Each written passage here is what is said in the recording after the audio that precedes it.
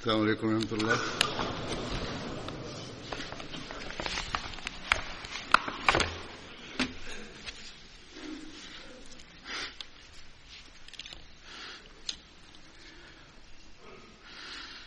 أشهد أن لا إله إلا الله وحده لا شريك له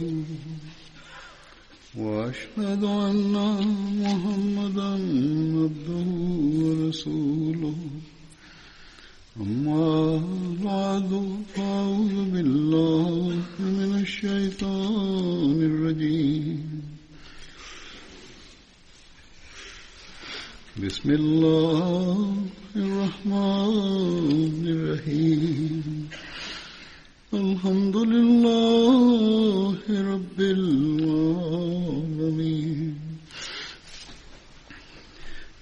الرحمن الرحيم مالك يوم الدين إياك نعبد وإياك نستعين اهدنا الصراط المستقيم صراط الذين أنعمت عليهم غير المغضوب عليهم ولا الضالين.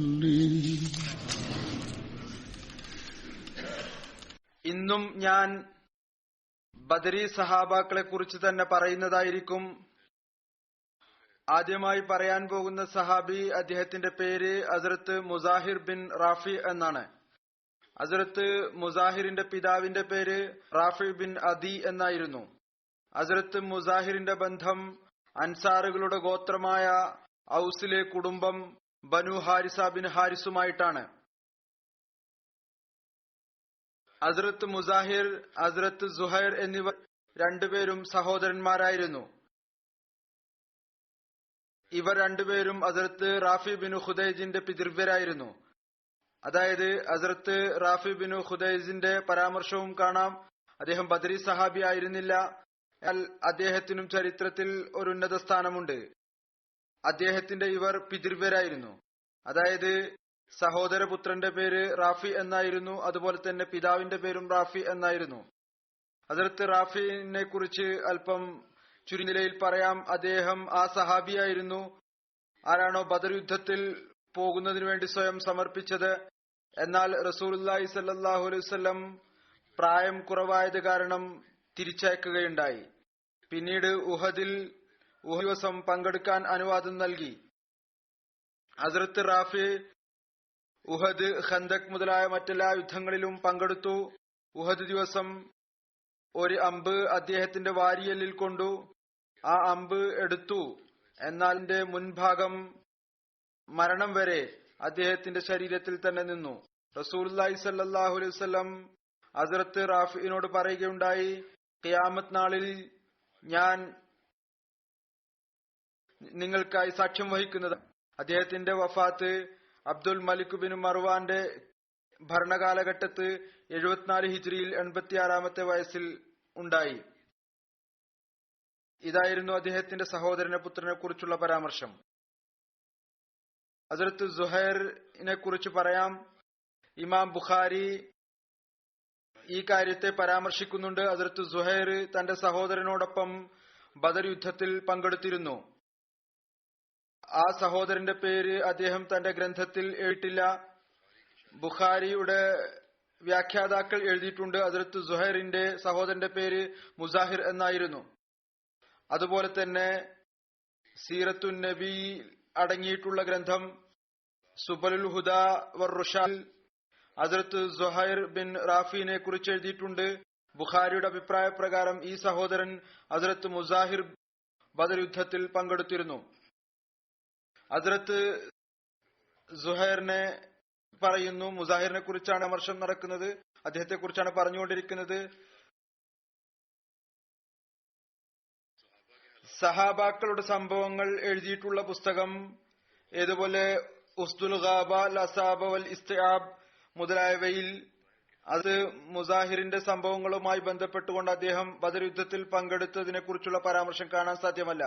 ഈ 3 ഗ്രന്ഥങ്ങളിലും മുസാഹിറിനെ കുറിച്ച് എഴുതിയിരിക്കുന്നു. അദ്ദേഹം ബദർ യുദ്ധത്തിലും അതിനുശേഷമുള്ള എല്ലാ യുദ്ധങ്ങളിലും റസൂലുള്ളാഹി സ്വല്ലല്ലാഹു അലൈഹി വസല്ലമയോടൊപ്പം പങ്കെടുത്തിട്ടുണ്ട്. ഹസ്രത്ത് മുസാഹിർ ഹസ്രത്ത് ഉമറിന്റെ ഖിലാഫത്ത് കാലഘട്ടത്തിൽ വഫാത്താവുകയുണ്ടായി.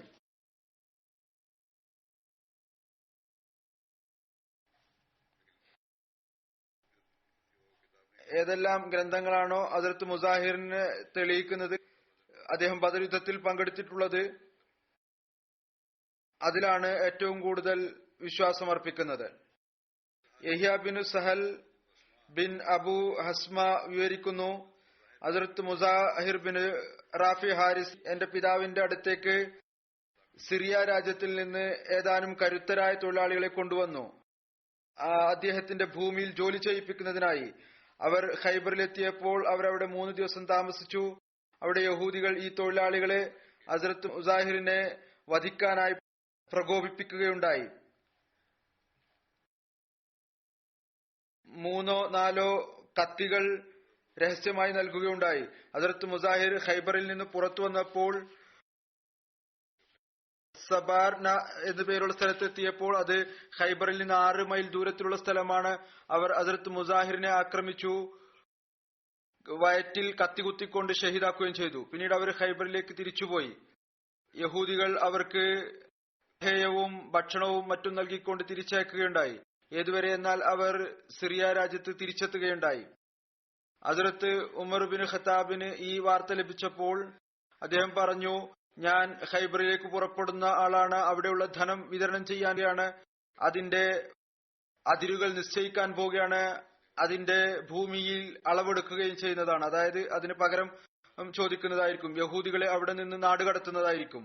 കാരണം റസൂലുള്ളാഹി സ്വല്ലല്ലാഹു അലൈഹി വസല്ലം പറഞ്ഞിട്ടുണ്ടായിരുന്നു, ഞാൻ നിങ്ങൾക്ക് അതുവരെ വാസസ്ഥലം നൽകുന്നതായിരിക്കും ഏതുവരെയാണോ നിങ്ങൾക്ക് അള്ളാഹു വാസസ്ഥലം നൽകിയിരിക്കുന്നത്. അള്ളാഹു അവരെ നാടുകടത്താനുള്ള അനുവാദം നൽകിയിരിക്കുന്നു. പിന്നീട് ഹസ്രത്ത് ഉമർ അപ്രകാരം തന്നെ ചെയ്യുകയും ചെയ്തു. ഹസ്രത്ത് മുസാഹിറിന്റെ ഷഹാദത്ത് സംഭവം 20 ഹിജ്രിയിലാണ് നടന്നത്. അടുത്തതായി പറയാൻ പോകുന്ന സഹാബിയുടെ പേര് മാലിക് ബിൻ ഖുദാമ എന്നാണ്. ഹസ്രത്ത് മാലിക് ബിൻ ഖുദാമയുടെ പിതാവിന്റെ പേര് ഖുദാമ ബിൻ അർഫജ എന്നായിരുന്നു. എന്നാൽ ഒരു റിവായത്ത് അനുസരിച്ച് അദ്ദേഹത്തിന്റെ പിതാമഹന്റെ പേര് ഹാരിസ് എന്നും വിവരിക്കപ്പെട്ടിട്ടുണ്ട്.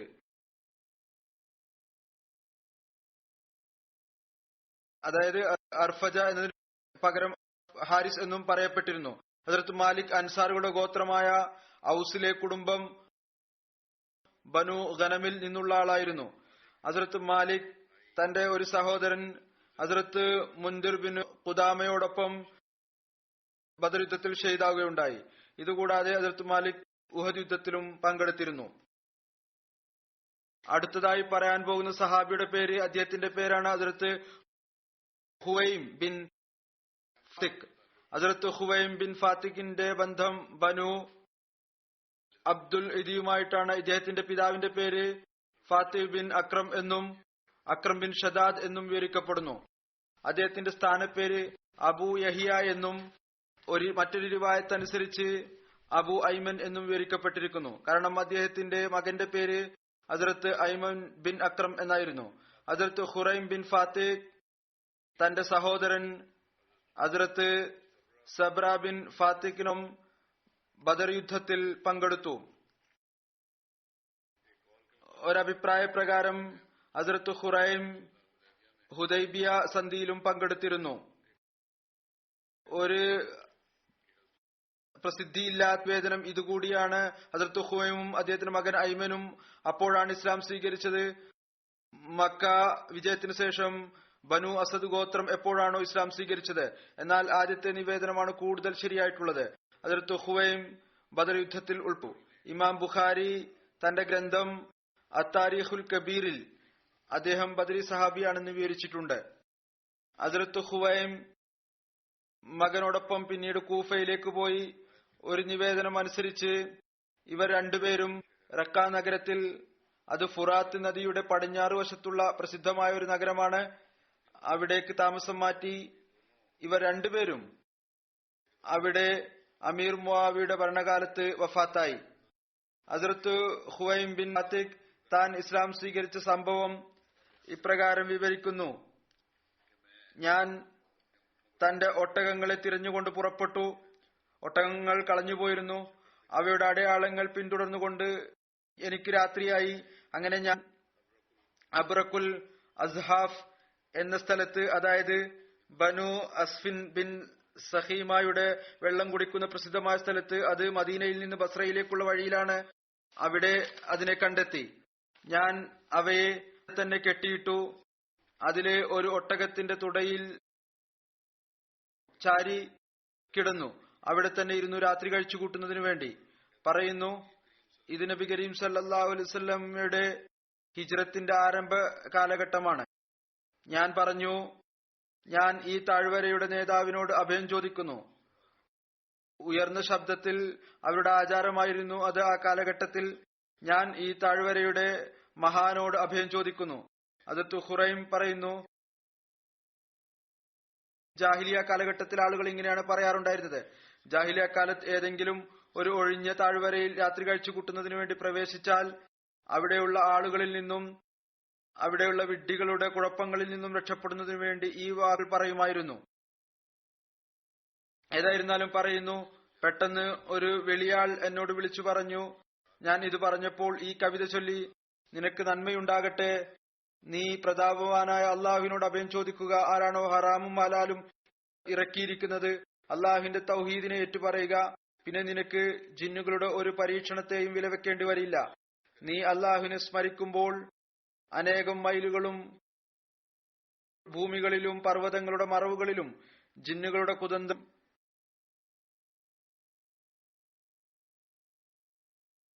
പരാജയപ്പെടുന്നതായിരിക്കും, തഖ്വയും നന്മ പ്രവർത്തിക്കുന്ന വ്യക്തിയെയും ഒഴിച്ച്. അതായത് നന്മകൾ നിലനിർത്തുകയാണെങ്കിൽ ഒരു തിന്മയും വരുന്നത്. ഹസ്രത്ത് ഖുറൈം പറയുന്നു, ഞാൻ മറുപടിയായി പറഞ്ഞു, ഓ വിളിക്കുന്നവനെ, നീ പറയുന്ന എല്ലാം തന്നെ നിന്നെ സംബന്ധിച്ചിടത്തോളം നേർമാർഗത്തിന്റെ കാര്യമാണോ, അതോ നീ എന്നെ വഴിതെറ്റിക്കുകയാണോ?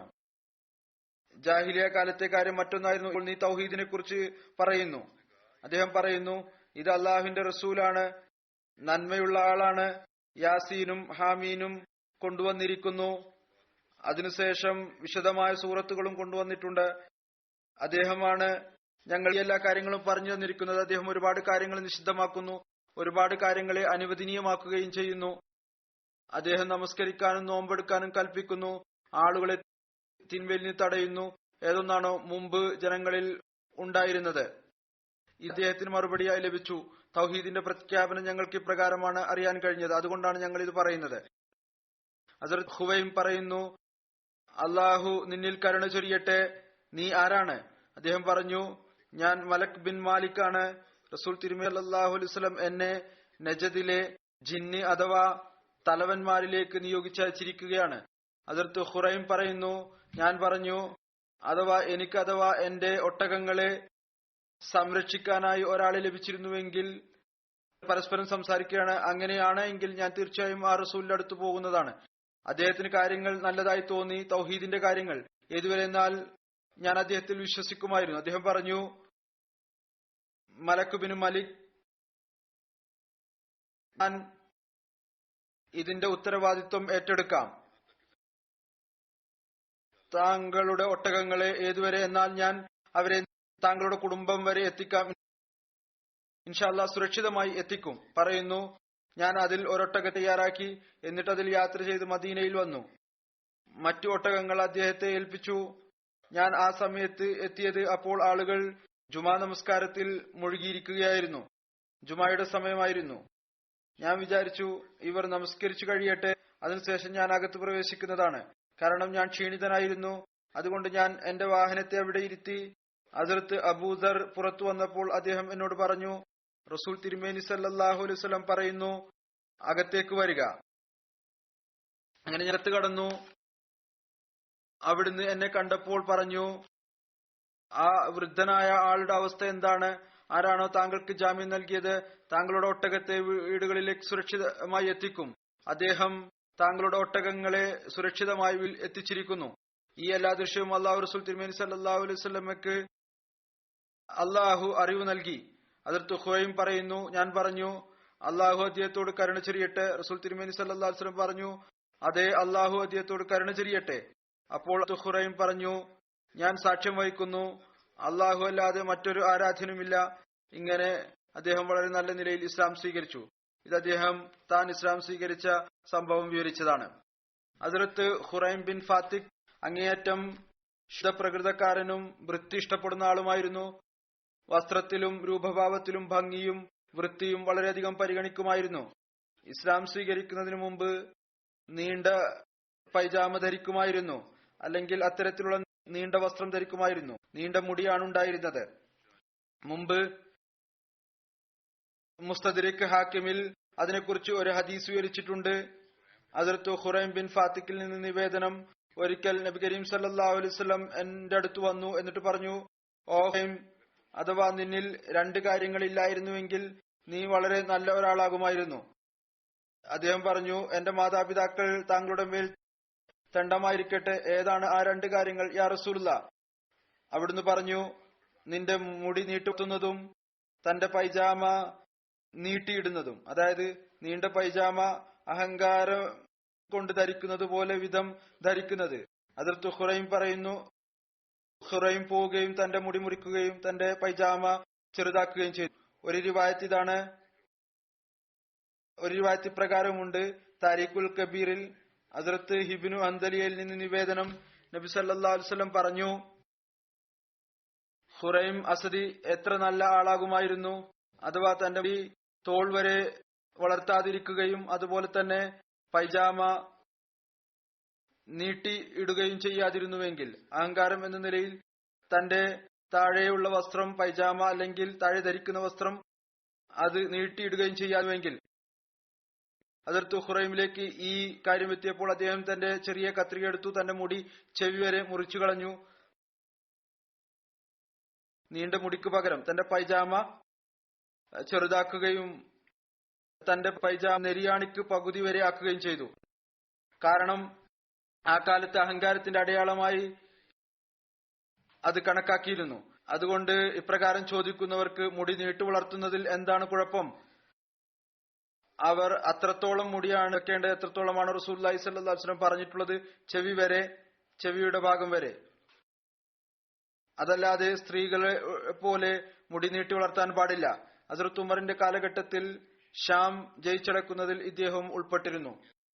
ഹസ്രത്ത് കൈസ് ബിൻ അബു ഹാസിം ഹസ്രത്ത് ആമിർ ഷാബിയിൽ നിന്ന് നിവേദനം ചെയ്യുന്നു, മർവാൻ ബിൻ ഹക്കം ഹസ്രത്ത് ഐമൻ ബിൻ ഖുവൈമിനോട് പറഞ്ഞു, നീ ഞങ്ങളോടൊപ്പം യുദ്ധത്തിൽ എന്തുകൊണ്ട് ഉൾപ്പെടുന്നില്ല?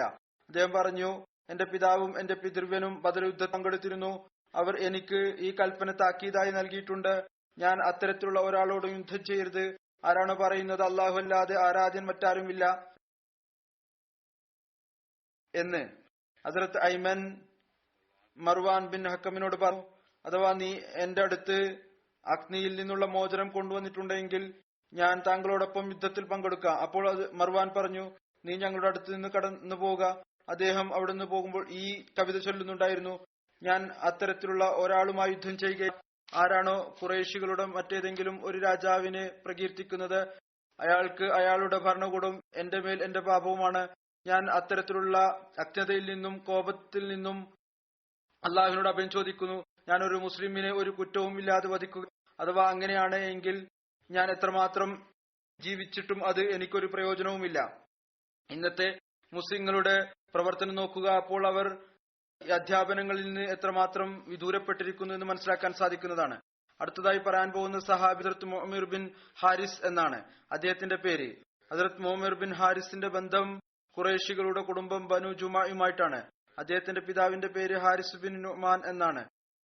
മാതാവിന്റെ പേര് ഖുതൈല ബിൻത് മഅ്സൂൻ എന്നാണ്. അവർ ഉസ്മാൻ ബിൻ മഅ്സൂന്റെ സഹോദരിയായിരുന്നു. അങ്ങനെ ഹദ്റത്ത് ഉസ്മാൻ ബിൻ മഅ്സൂൻ ഹദ്റത്ത് മുഅമ്മിറിന്റെ അമ്മാവനായിരുന്നു.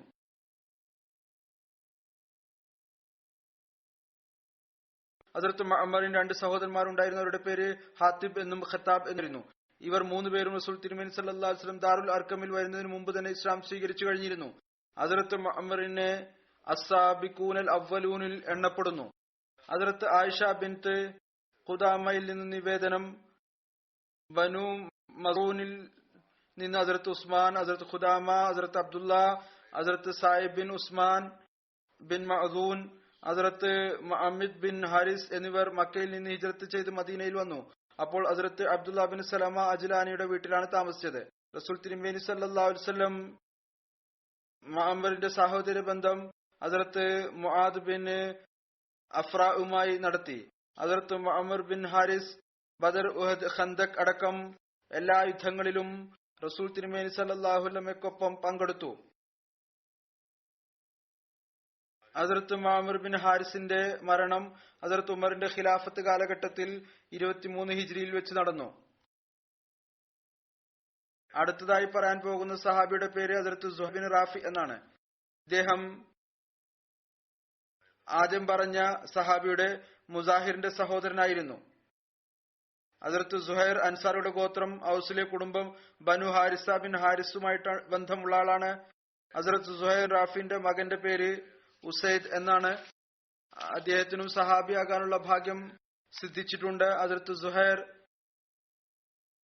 റാഫി ബിൻ ഖുദൈന്റെ പിതൃവ്യനായിരുന്നു. അദ്ദേഹത്തെ കുറിച്ച് ഞാൻ ആദ്യം പറഞ്ഞു കഴിഞ്ഞിട്ടുണ്ട്. ഹസ്രത്ത് റാഫിനെ കുറിച്ച് ഹസ്രത്ത് സുഹൈറിന്റെ ഭാര്യയുടെ പേര് ഫാത്തിമ ബിൻത്ത് ഹിജർ എന്നായിരുന്നു.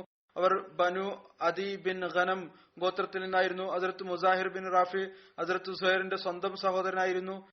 2 സഹോദരന്മാർക്കും ബദർ യുദ്ധത്തിൽ പങ്കെടുക്കാനുള്ള തൗഫീക്ക് ലഭിച്ചു.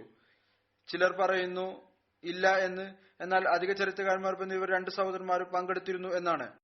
ഹസ്രത്ത് സുഹൈർ 2ാം ബൈഅത്തെ ഉഖബയിലും ബദർ യുദ്ധത്തിലും ഉഹദ് യുദ്ധത്തിലും അതിനുശേഷമുള്ള എല്ലാ യുദ്ധങ്ങളിലും റസൂൽ തിരുമേനി സല്ലല്ലാഹു അലൈഹി വസല്ലമയ്ക്കൊപ്പം പങ്കെടുത്തിരുന്നു. ഹസ്രത്ത് റാഫി ബിൻ ഖുദൈജ് തന്റെ പിതൃവ്യൻ ഹസ്രത്ത് സുഹൈർ ബിൻ റാഫിയിൽ നിന്ന് നിവേദനം ചെയ്യുന്നു. ഹസ്രത്ത് സുഹൈർ പറഞ്ഞു, റസൂൽ തിരുമേനി സല്ലല്ലാഹു അലൈഹി വസല്ലം ഞങ്ങളെ അത്തരം കാര്യങ്ങളിൽ നിന്ന് വിലക്കി. അത് ഞങ്ങളെ സംബന്ധിച്ചിടത്തോളം പ്രയോജനകരമായിരുന്നു. ഞാൻ പറഞ്ഞു, റസൂൽ തിരുമേനി സല്ലല്ലാഹു അലൈഹി വസല്ലം പറഞ്ഞത് തന്നെയാണ് ശരിയായത്. സുഹൈർ പറഞ്ഞു, റസൂൽ തിരുമേനി സല്ലല്ലാഹു അലൈഹി വസല്ലം എന്നെ വിളിപ്പിച്ചു. അവിടുന്ന് ചോദിച്ചു, നിങ്ങൾ നിങ്ങളുടെ വയലുകളിൽ എന്താ ചെയ്യുന്നത്? ഞാൻ പറഞ്ഞു, ഞങ്ങൾ അത് കരാറിന് നൽകുകയാണ് ചെയ്യുന്നത്. ഭൂമി ഞങ്ങൾ കരാറിന് നൽകുന്നു. ഈ ഒരു നിബന്ധനയിൽ, അതായത് വെള്ളത്തിന്റെ തോടുകൾക്ക് സമീപം ഉള്ള വിളവ് ഞങ്ങൾ എടുക്കും. അതായത് വെള്ളത്തിന് സമീപമുള്ള സ്ഥലത്ത് നല്ല വിളവായിരിക്കും, അത് ഞങ്ങൾ എടുക്കും. ഇന്ന പഴവും ഓട്ടു ധാന്യവും ഏതാനും വസ്കിന്റെ കണക്കിൽ ഒരു വസ്ക് എടുക്കുന്നതായിരിക്കും. ഒരു വസ്ക് എന്നത് 60 സാ ഉണ്ടായിരിക്കും. ഒരു സാ എന്നത് 2.5 കിലോ ആണ്. 2.5 കിലോക്ക് അടുത്ത് ഉണ്ടായിരിക്കും. റസൂൽ തിരുമേനി സല്ലല്ലാഹു അലൈഹി വസല്ലം അങ്ങനെ ചെയ്യരുത്.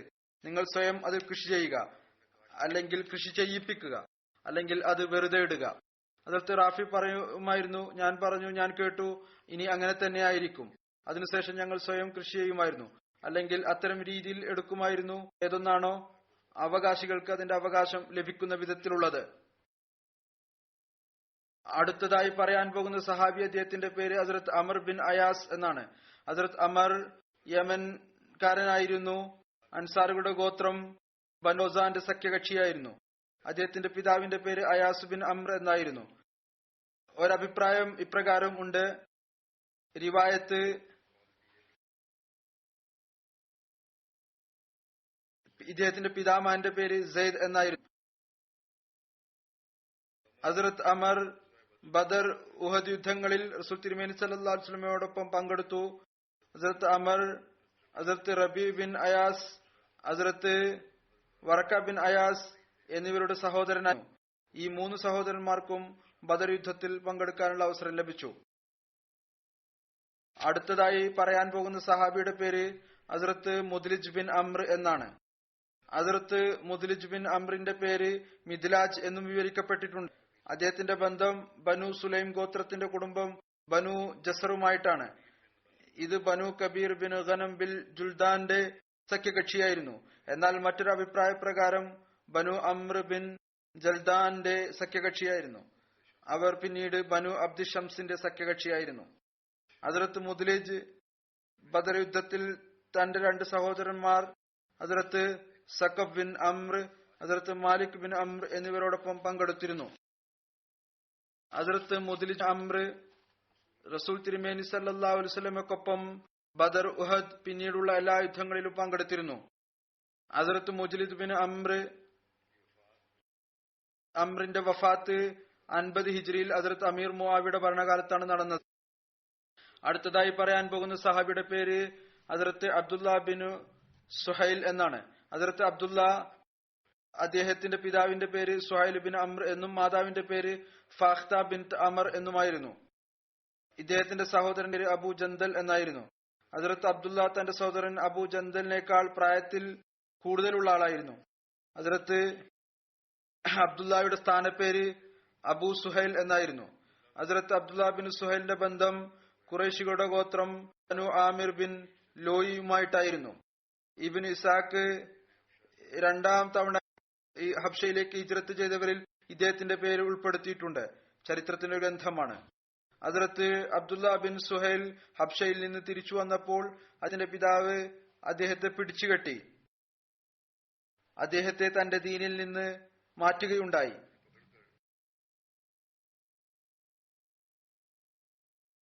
അതായത് അദ്ദേഹത്തിന് മേൽ ഫലപ്രയോഗം നടത്തി. ഹസ്രത്ത് അബ്ദുല്ല ബിൻ സുഹൈൽ തിരിച്ചു വന്നു എന്ന് പ്രകടിപ്പിച്ചു. അദ്ദേഹം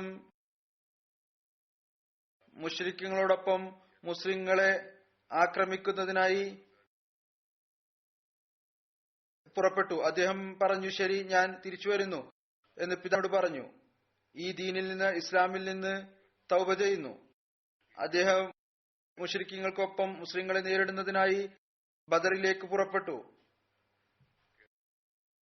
പറഞ്ഞു അവരോട്, എന്നാൽ ഹൃദയത്തിന് തൃപ്തി ഉണ്ടായിരുന്നില്ല. മുശ്രിക്കീങ്ങളോടൊപ്പം ബദറിലെ യുദ്ധത്തിനായി വന്നു. ഹസ്രത്ത് അബ്ദുല്ല തന്റെ പിതാവ് സുഹൈലിനൊപ്പം അദ്ദേഹത്തിന്റെ ഭക്ഷണത്തിലും അദ്ദേഹത്തിന്റെ യാത്രാവാഹനത്തിലുമാണ് യാത്ര ചെയ്തത്. അദ്ദേഹത്തിന്റെ പിതാവിന് യാതൊരു വിധത്തിലുള്ള സംശയവും ഉണ്ടായിരുന്നില്ല, അതായത് അദ്ദേഹം ഇസ്ലാം ഉപേക്ഷിച്ച് തിരിച്ചു തന്റെ മതത്തിൽ വന്നതിന്.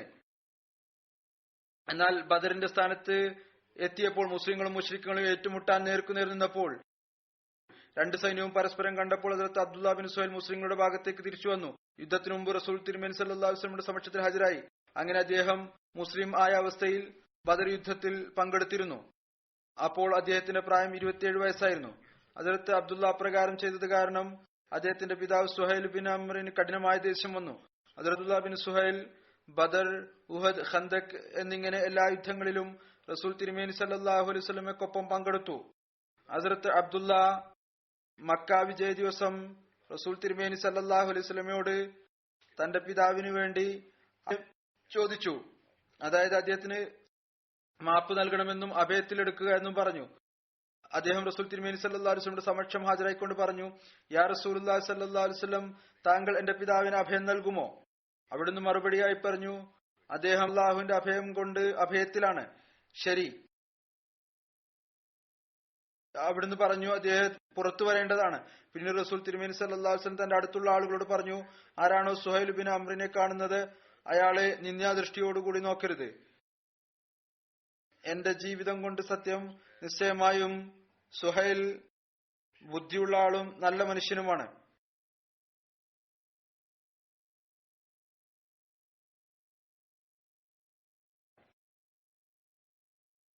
സുഹൈൽ പോലുള്ള ആൾ ഇസ്ലാമിൽ നിന്ന് വിട്ടുനിൽക്കുകയില്ല. ഹസ്രത്ത് അബ്ദുല്ല ബിൻ സുഹൈൽ എഴുന്നേറ്റ് തന്റെ പിതാവിന്റെ അടുത്ത് പോയി. എന്നിട്ട് അദ്ദേഹത്തിന് റസൂൽ തിരുമേനി സല്ലല്ലാഹു അലൈഹി വസല്ലമയുടെ സംസാരത്തെ കുറിച്ച് ബോധ്യപ്പെടുത്തി. പറയുന്നു, അള്ളാഹു സത്യം, അദ്ദേഹം വാർദ്ധക്യത്തിലും കുട്ടിക്കാലത്തും നല്ല ആളായിരുന്നു. അങ്ങനെ അബ്ദുല്ലയുടെ പിതാവ് സുഹൈൽ ഈ അവസരത്തിൽ ഇസ്ലാം സ്വീകരിച്ചു. ഹസ്രത്ത് സുഹൈൽ അഭയം നൽകിയ സംഭവത്തിന് ശേഷം പറയുമായിരുന്നു, അള്ളാഹു ഇസ്ലാമിൽ എന്റെ മകന് കൂടുതൽ നന്മ വെച്ചിട്ടുണ്ട്. ഹസ്രത്ത് അബ്ദുല്ല യമാമ യുദ്ധത്തിൽ പങ്കെടുത്തിരുന്നു. ഈ യുദ്ധത്തിൽ 12 ഹിജ്രിയിൽ ഹസ്രത്ത് അബൂബക്കർ സിദ്ദീഖ് റളിയല്ലാഹു തആല അൻഹുവിന്റെ ഖിലാഫത്ത് കാലഘട്ടത്തിൽ ഷഹീദായി. അപ്പോൾ അദ്ദേഹത്തിന്റെ പ്രായം 38 വയസ്സായിരുന്നു. ഹസ്രത്ത് അബൂബക്കർ സിദ്ദീഖ് റളിയല്ലാഹു തആല അൻഹു തന്റെ ഖിലാഫത്ത് കാലത്ത് ഹജ്ജ് ചെയ്യുന്നതിനായി മക്കയിൽ വന്നപ്പോൾ ഹസ്രത്ത് അബ്ദുല്ല ബിൻ സുഹൈലിന്റെ പിതാവ് ഹസ്രത്ത് സുഹൈൽ ബിൻ അംർ മക്കയിൽ ഹസ്രത്ത് അബൂബക്കറിനെ കാണാനായി വന്നു. അപ്പോൾ ഹസ്രത്ത് അബൂബക്കർ അദ്ദേഹത്തോട് അദ്ദേഹത്തിന്റെ മകൻ അബ്ബയെ കുറിച്ച് അനുശോചനം അറിയിച്ചു. അപ്പോൾ ഹസ്രത്ത് സുഹൈൽ പറഞ്ഞു, എനിക്ക് ഈ കാര്യം അറിയാൻ കഴിഞ്ഞിരിക്കുന്നു. റസൂൽ തിരുമേനി സല്ലല്ലാഹു അലൈഹി വസല്ലം പറഞ്ഞിട്ടുണ്ട്, ഷഹീദ് തന്റെ കുടുംബത്തിൽ നിന്ന് 70 ആളുകൾക്ക് ഷഫാഅത്ത് ചെയ്യുന്നതായിരിക്കും. അതുകൊണ്ട് ഞാൻ ഇത് പ്രതീക്ഷിക്കുന്നു, എന്റെ മകൻ എനിക്ക് മുമ്പ് മറ്റാരിൽ നിന്നും തുടങ്ങുകയില്ല. അതായത് ഞാൻ മരിക്കുമ്പോൾ എനിക്ക് വേണ്ടി പൊറുക്കലിനായി അദ്ദേഹം ശുപാർശ ചെയ്യുന്നതായിരിക്കും. അതുപോലെ തന്നെ മറ്റൊരു അഭിപ്രായം അനുസരിച്ച് ഹസ്രത്ത് അബ്ദുള്ള ബഹ്റൈന്റെ പ്രദേശം ജുവാസയിൽ 88-ാമത്തെ വയസ്സിൽ ഷഹീദായി എന്നുമുണ്ട്. ജുവാസ ബഹ്റൈനിൽ അൻസറിന്റെ ഒരു കോട്ടയാണ്. അത് ഖല്ലാദ് ബിൻ ഹസ്മി ഹസ്രത്ത് അബൂബക്കർ റളിയല്ലാഹു അൻഹുവിന്റെ ഖിലാഫത്ത് കാലഘട്ടത്തിൽ 12 ഹിജ്രിയിലാണ് ജയിച്ചടക്കിയത്. ഏതായിരുന്നാലും ഈ 2 നിവേദനങ്ങളുണ്ട്. ഹസ്രത്ത് യസീദ് ബിൻ ഹാരിസ് ആണ് അടുത്തതായി പറയാൻ പോകുന്ന സഹാബി. ഹസ്രത്ത് യസീദ് ബിൻ ഹാരിസിന്റെ ബന്ധം അൻസാറുകളുടെ ഗോത്രം ഖദ്റജിന്റെ കുടുംബമായ ബനു ആമിർ ബിൻ ഹാരിസയുമായിട്ടാണ്. ഹസ്രത്ത് യസീദിന്റെ പിതാവിന്റെ പേര് ഹാരിസ് ബിൻ കൈസ് എന്നും മാതാവിന്റെ പേര് ഫുസുന്നും ആയിരുന്നു. അവർ ടൈൻ ബിൻ ജസർ ഗോത്രത്തിൽ നിന്നുള്ളവരായിരുന്നു. ടൈൻ യമനിലെ ഖുസായുടെ ഒരു ഗോത്രമാണ്. ഹസ്രത്ത് യസീദ് തന്റെ മാതാവുമായി ബന്ധപ്പെടുത്തിക്കൊണ്ട് യസീദ് ഫുസം എന്നും യസീദ് ബിൻ ഫുസ് എന്നും വിളിക്കപ്പെട്ടിരുന്നു. ഹസ്രത്ത് യസീദ് ബിൻ ഹാരിസിന്റെ ഒരു സഹോദരൻ അബ്ദുല്ല ബിൻ ഫുസും ഉണ്ടായിരുന്നു. ഹസ്രത്ത് ഉമൈർ ബിൻ അബ്ദെ ഉമർ സുഷിമാലൈനെ കുറിച്ച്, അദ്ദേഹത്തിന്റെ പേര് സുഷിമാലൈൻ എന്നുകൂടിയായിരുന്നു. അദ്ദേഹത്തെ കുറിച്ച് ഇബ്നു ഹിഷാം പറയുന്നു, അദ്ദേഹത്തെ സുഷുമാലൈൻ എന്ന് പറയപ്പെടാനുള്ള കാരണം അദ്ദേഹം ഇടത് കൈ കൊണ്ട് കൂടുതൽ ജോലി ചെയ്യുമായിരുന്നു.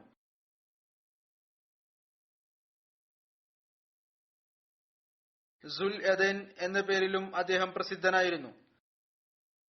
അതിനുള്ള കാരണം ഇതായിരുന്നു, അദ്ദേഹത്തിന്റെ കൈ വളരെ നീളം കൂടിയതായിരുന്നു.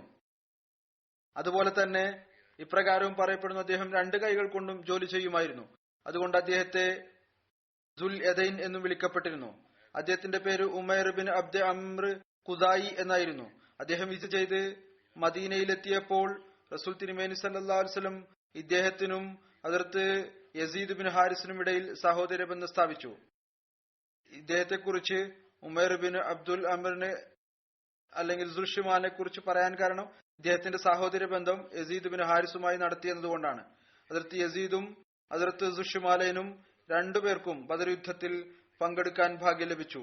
2 പേരും ഈ യുദ്ധത്തിൽ തന്നെ ഷഹീദിന്റെ സ്ഥാനം കരസ്ഥമാക്കുകയും ചെയ്തു.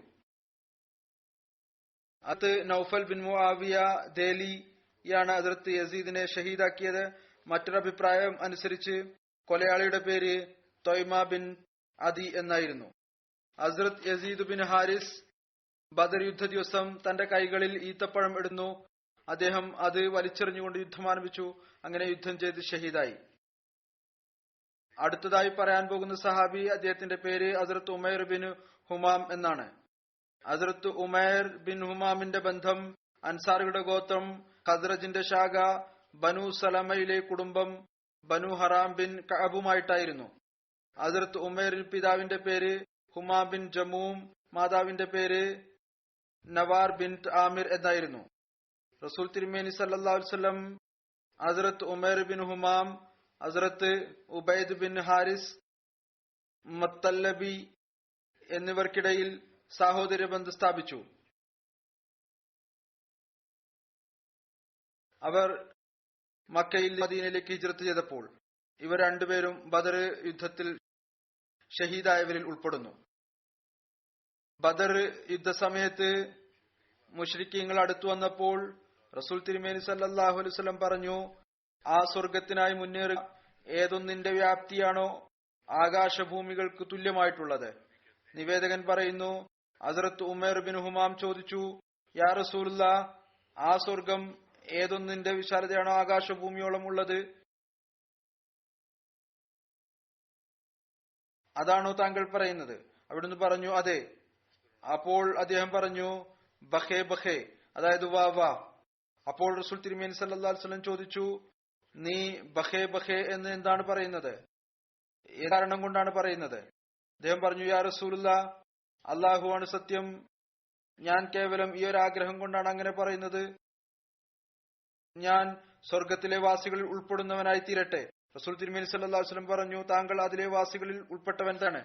ഹദ്റത്ത് ഉമൈർ ബിൻ ഹുമാം തന്റെ ആവനാഴിൽ നിന്ന് ഈത്തപ്പഴം എടുത്തു. എന്നിട്ട് അത് എടുത്ത് കഴിക്കാൻ തുടങ്ങി.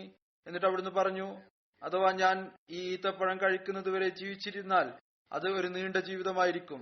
നിവേദകൻ പറയുന്നു, അദ്ദേഹം തന്റെ പക്കലുള്ള ഈത്തപ്പഴം വലിച്ചെറിഞ്ഞു. എന്നിട്ട് നിഷേധികളുമായി ഇത്രമാത്രം യുദ്ധം ചെയ്തു ഷഹീദായി. ബദർ യുദ്ധത്തിന്റെ അവസരത്തിൽ അദ്ദേഹം ഹസ്രത്ത് ഉമൈർ ബിൻ ഹുമാം ഈ അഭിമാനകഥ ചൊല്ലുന്നുണ്ടായിരുന്നു, റക്സൻ ഇലല്ലാഹി ബിറിസാദ് ഇല്ലത്തഖ വ അമൽ മആദ് വ സബ്ർ ഫില്ലാഹി അലൽ ജിഹാദ് ഇനിത്തഖ മിൻ അസമിസ് സദാദ് വ ഖൈറു മാ ഖാദ ഇലർ റിഷാദ് വ കുല്ലു ഹയ്യിൻ ഫിൽ നഫാദ്. അള്ളാഹുവിന്റെ അടുക്കലേക്ക് തഖ്വയും ആഖിറത്തും അല്ലാതെ മറ്റൊരു പാതയും കൊണ്ടുപോകാൻ സാധിക്കുകയില്ല. അള്ളാഹുവിന്റെ മാർഗത്തിൽ ജിഹാദിൽ അടിയുറച്ചു നിൽക്കുന്നു. നിശ്ചയമായും തഖ്വ ഉന്നതമായ കാര്യമാണ്. നേർമാർഗത്തിലേക്ക് ഏറ്റവും നല്ല മാർഗദർശിയാണ്. ജീവനുള്ള എല്ലാം തന്നെ മരിച്ചുപോയതാണ്. ഇസ്ലാമിൽ അൻസാറുകളുടെ ഭാഗത്തു നിന്ന് ഏറ്റവും ആദ്യം ഷഹീദായത് ഹസ്രത്ത് ഉമൈർ ബിൻ ഹുമാം ആയിരുന്നു. അദ്ദേഹത്തെ ഖാലിദ് ബിൻ ആലം ആണ് ഷഹീദാക്കിയത്. ചിലരുടെ അഭിപ്രായ പ്രകാരം ആദ്യത്തെ ഷഹീദായ അൻസാരി ഹസ്രത്ത് ഹാരിസ ബിൻ ഖൈസ് ആയിരുന്നു. രണ്ട് നിവേദനങ്ങളുണ്ട്. ഏതായിരുന്നാലും ഇത് ബദറിലെ ഷഹീദായിരുന്നു. ഹസ്രത്ത് ഹുമൈദ് അൻസാരി ഈ ഒരു സഹാബിയായിരുന്നു. ഇനി അദ്ദേഹത്തെ കുറിച്ച് പറയുന്നതാണ്. ഹസ്രത്ത് സുബൈർ വിവരിക്കുന്നു, മദീനയിലെ തരിശുഭൂമിയിലെ തോട്, അതായത് വയലുകൾക്ക് വെള്ളം കൊണ്ടുപോകുന്ന ചെറിയ തോട്, അതുമായി ബന്ധപ്പെട്ട് അദ്ദേഹത്തിന് ഒരു അൻസാരി വ്യക്തിയുമായി കലഹമുണ്ടായി. അദ്ദേഹം ബദർ യുദ്ധത്തിൽ പങ്കെടുത്ത ആളായിരുന്നു. റസൂൽ തിരുമേനി സല്ലല്ലാഹു അലൈഹി വസല്ലം അടുത്ത് കലഹം വിധി പറയുന്നതിനായി വന്നു. ആ രണ്ട് ഭൂമിക്കും ആ തോട്ടിൽ നിന്നാണ് വെള്ളം നൽകിയിരുന്നത്. റസൂൽ തിരുമേനി സല്ലല്ലാഹു അലൈഹി വസല്ലം ഹദ്റത്ത് സുബൈറിനോട് പറഞ്ഞു, സുബൈർ, നീ വെള്ളം നൽകുക. ആദ്യം അദ്ദേഹത്തിന്റെ ഭൂമിയാണ് ഉണ്ടായിരുന്നത്, അതിനുശേഷം അയൽവാസിക്കായി വിട്ടു നൽകുക. വെള്ളം എടുക്കുക, പിന്നീട് അദ്ദേഹത്തിന്റെ ഭാഗം അദ്ദേഹത്തിന് നൽകുക, ബാക്കി വിട്ടുകളയുക. ആ അൻസാരി ഈ കാര്യത്തിൽ നീരസപ്പെട്ടു. അദ്ദേഹം പറഞ്ഞു, യാ റസൂലുള്ളാഹ്, താങ്കൾ അദ്ദേഹത്തിന് ഈ തീരുമാനം കൽപ്പിക്കുന്ന അദ്ദേഹം താങ്കളുടെ അമ്മായിയുടെ മകനായതുകൊണ്ടാണോ?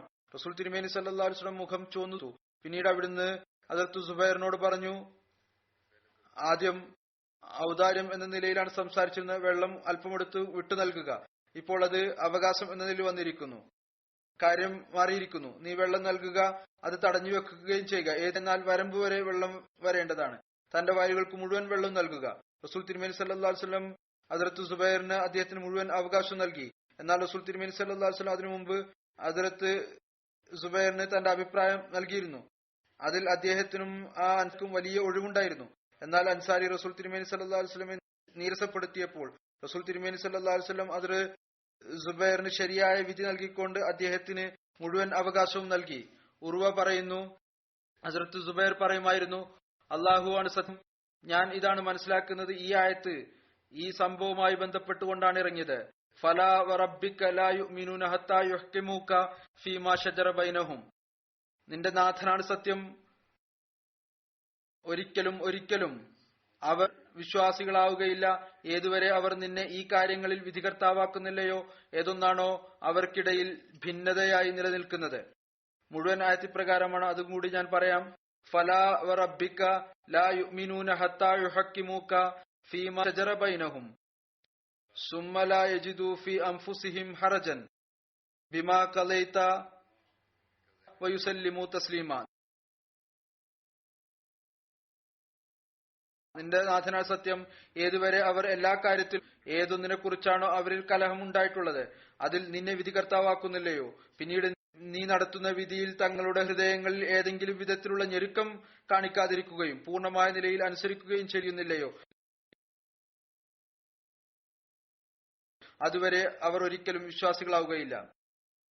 ആലെ സഹാബ, ഉസ്അത്തുൽ ഗാബ, സഹി ബുഖാരിയുടെ ശറഹ് ഇഷാഅത്തു സാരി എന്നിവയിൽ ഇത് എഴുതിയിട്ടുണ്ട്. അൻസാറുകളുടെ ഏതൊരു വ്യക്തിയുമായിട്ടാണ് ഹസ്രത്ത് സുബൈർ വഴക്കുണ്ടായത്, അത് ഹസ്രത്ത്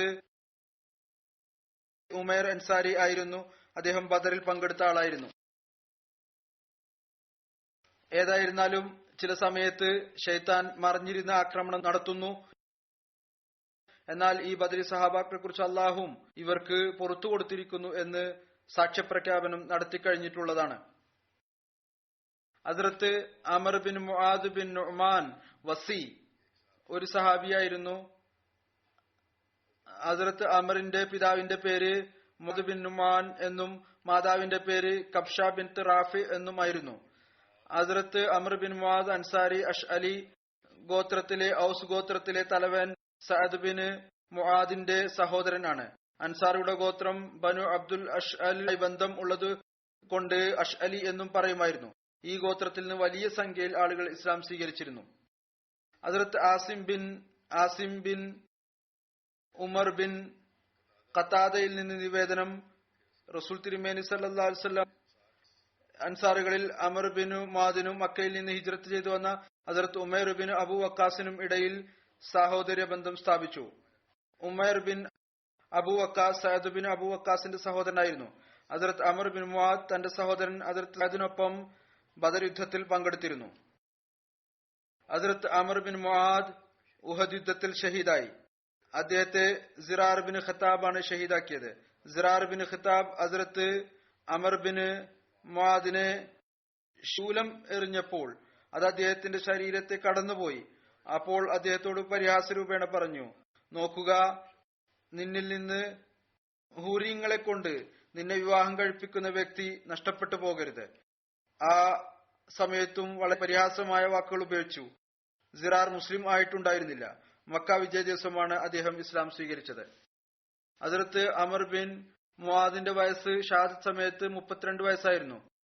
സിറാർ ബിൻ ഖത്താബ് മിർദാദിന്റെ പിതാവ് ഖത്താബ് തന്റെ കാലഘട്ടത്തിൽ ബനു ഫെഹറിന്റെ തലവൻ ആയിരുന്നു. തന്റെ സമൂഹത്തിനായി ഒരു സത്രം പണികഴിപ്പിച്ചിരുന്നു. സിറാർ ഫുജാർ യുദ്ധത്തിൽ ബനു മുഹാരിസ് ബിൻ ഫഹറിന്റെ തലവനായിരുന്നു.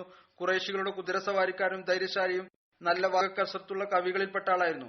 ഇദ്ദേഹം ആ 4 ആളുകളിൽ പെടുന്ന ആളായിരുന്നു. ആരാണോ കിടങ്ങുകൾ കുഴിച്ചത്. ഇബ്നു അസാക്കിർ ദമിഷ്കി താരീഖ് ദമിഷ്കിൽ ഇദ്ദേഹത്തിന്റെ പേര് സഹാബി എന്ന നിലയിൽ പരാമർശിച്ചിട്ടുണ്ട്.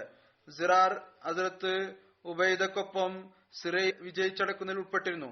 മക്ക വിജയ ദിവസമാണ് അദ്ദേഹം ഇസ്ലാം സ്വീകരിച്ചത്. അദ്ദേഹം ഇസ്ലാം സ്വീകരിച്ച കാര്യം പ്രസിദ്ധമാണ്.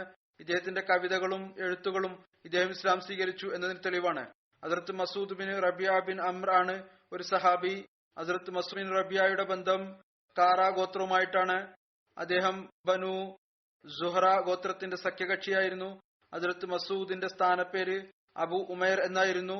ഹസ്രത്ത് മസൂദിന്റെ പിതാവിന്റെ പേര് റബി എന്നതുകൂടാതെ റബിയ എന്നും വിവരിക്കപ്പെട്ടിട്ടുണ്ട്. ഹസ്രത്ത് മസൂദിന്റെ ഒരു മകന്റെ പേര് അബ്ദുല്ല എന്നും കാണാം. ഹസ്രത്ത് മസൂദിന്റെ കുടുംബത്തിനെ മദീനയിൽ കാരി എന്ന് വിളിച്ചിരുന്നു. ഹസ്രത്ത് മസൂദ് ബിൻ റബിയ റസൂൽ തിരുമേനി സല്ലല്ലാഹു അലൈഹി വസല്ലം ദാറുൽ അർക്കമിൽ പ്രവേശിക്കും മുമ്പ് വിശ്വസിച്ചിരുന്നു.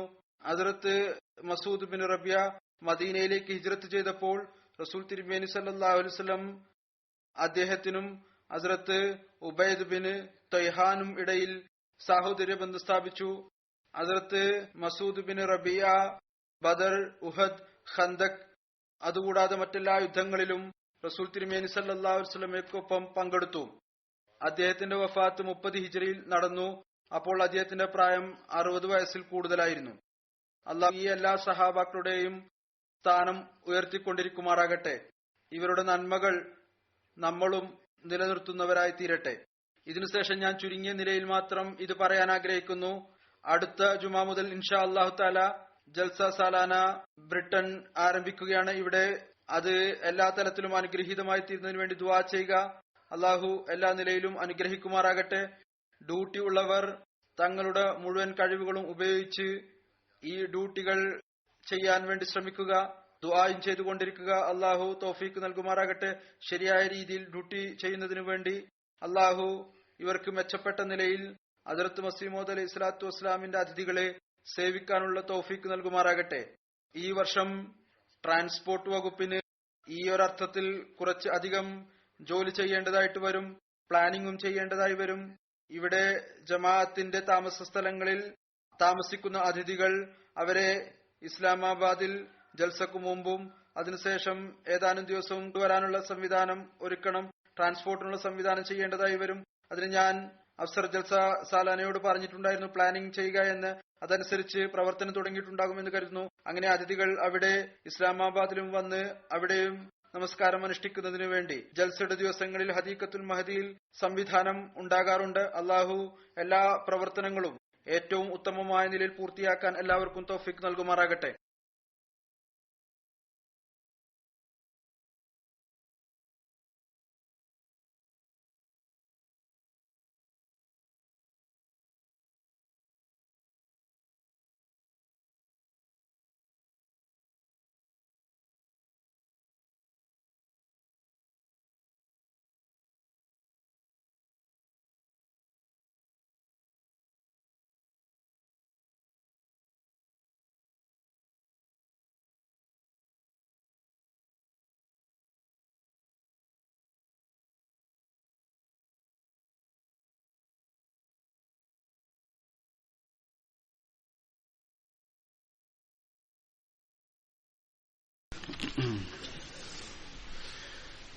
الحمد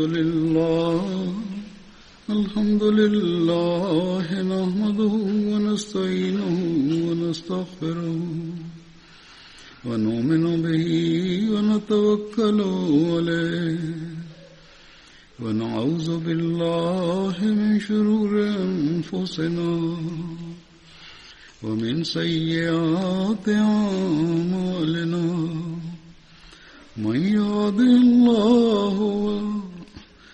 يهده الله فلا مضل له ومن يضلل فلا هادي له ونشهد أن لا إله إلا الله ونشهد أن محمدا عبده ورسوله. عباد الله رحمكم الله إن الله يأمر بالعدل والإحسان وإيتاء ذي القربى وينهى عن الفحشاء والمنكر والبغي يعظكم لعلكم تذكرون. اذكروا الله يذكركم وادعوه يستجب لكم ولذكر الله أكبر.